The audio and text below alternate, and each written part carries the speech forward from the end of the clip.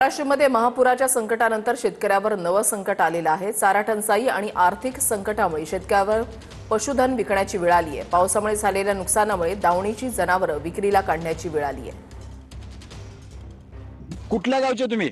येणेगूर हं? येणेगूरचे येणेगूर. काय विकायला आणलं तुम्ही? गाय विकायला आणला। गाय, हा, जर्सी गाय. जर्सी गाय। काय विकताय?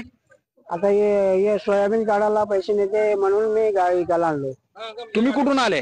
अंगरगातुळ हंगरगा. अंगरगातुळ बर, तुम्ही काय आणलं विकायला? म्हैस आणले। हा, काय विकताय? काय खर्चच भागा ना ते सोयाबीनचं गवत काढायला पैसा नाही। सोयाबीन तर गेलं वाहून, पण ते गवत नीट आता पुढच्या पिकाला तर नीट करावं लागणार आहे रान। मग पुढच्या पीक नीट करण्यासाठी आणले म्हैस विकायला।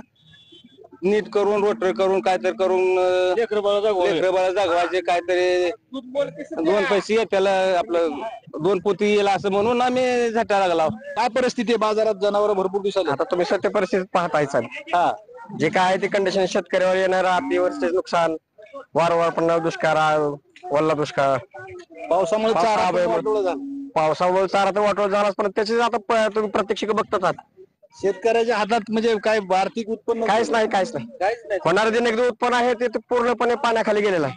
श्रीराम क्षीरसागर, TV9 मराठी, धाराशिव.